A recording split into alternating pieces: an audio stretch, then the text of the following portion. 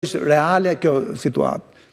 Trajtimi i pensionistëve gjatë gjithë këtyre viteve si ka ardhur, jo si thua tërmeti që na ndolli, jo pastaj pandemia me radhë, po të gjitha laki trefishte quajmë ne ekonomistët, apo kriza e çmimeve me sulmin në 24 shkurt të 2022-shit të Putin mbi Ukrainën. Të gjitha këto Ermal kanë sjellë që ndoshta pensionet mund të ishin sot 20% më të larta. Sidomos pensionet e vogla. Por tani ka ardhur dita, kjo qeveri, ky kryeministri që doli dhe në ndor të vitit kaluar e bashkëbisedoi me pensionistët e ka premtuar. Pensioni minimal 100.000 nuk do të jetë, por shumë shpejt do jetë paktën 150.000. Që edhe zotëria mos e shohim më pensionin e vet në 144.000. Por nëse pensioni minimal, një lloj si paka minimale, Ermal, rritet ndjeshëm se 50% prap ndjeshëm është, edhe pse ende shumë i vogël, atëherë paktën zotëria të ka ketë 184. Në këtë kuptim unë them që ka shpresë që mund të bëhet në gjërat më mirë.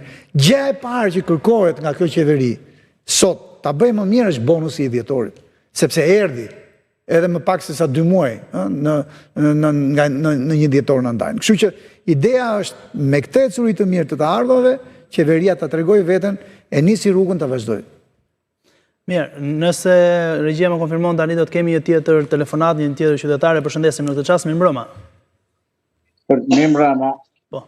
Jeni në studio? Unë kisha, po, ka mundësi që të bëhet një shtesë pensioni njëre mirë se na të shmandën tërë këto vite po ikin kot, se vetëm me një bonus për vit të rinë nuk kalohet jeta, lutem.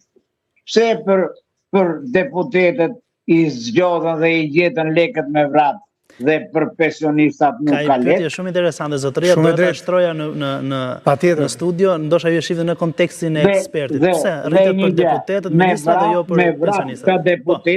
Këta deputetët me vrap vajt ne votuan me 140 deputet dhanë votë për vete e tyre. Ndërsa për popullin nuk mblidhen të diskutojnë. Në parlament nuk shtruan një projekt për programin e qeverisë. Nuk dëgjuam një llafe për pensionat. Kemi punu një jetë tërë, 37 vjetë, në 180.000 leka. Po që është kjo? Në atë ko 7.000 leka mirënja në kohën e Merumi dhe e kujtojmë atë e Enverozën akoma. Pse ta kujtojmë? 7.000 leka ishe i pari i lagjes. Falenderoj, zotëri. Në rregull, do ta dëgjoni përgjigjen e nëpërmjet ekranit. Falenderit shumë që ishit pjesë e studios. Ka shumë interesant.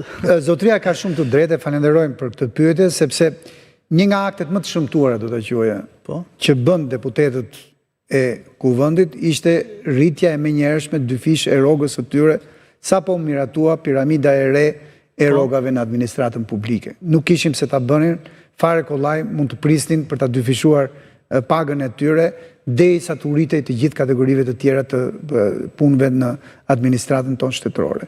Nuk e bën, prandaj dhe i quaj akt të shëmtuar. Dhe qytetari që është pensionist dhe që thotë që unë që marr 180.000 lekë të vjetra, 188.000, çfarë duhet shoh me këta njerëz?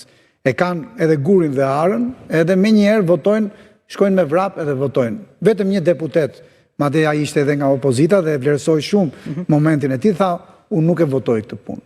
Pra nuk votoj dyfishimin e rrogës sime si deputet, që në fillim të nisjes së rritjes së rrogave të piramidës shtetërore. Kështu që qytetari ka shumë të drejtë. Ai akt realisht nuk ishte etik për një deputet të kuvendit tonë, të legjislaturës tonë. Megjithatë, çfarë bën ata e bën. Neve çfarë na takon me atë zotërim dhe me të gjithë. Shiko, nganjëherë i quajnë si me të qeshur ose partia e deputetëve. Është vërtet forcë e jashtëzakonshme, 721.000 veta. Ata ta kërkojnë me forcë rritje të ndjeshme të pensionit. Ka ardhur kohë.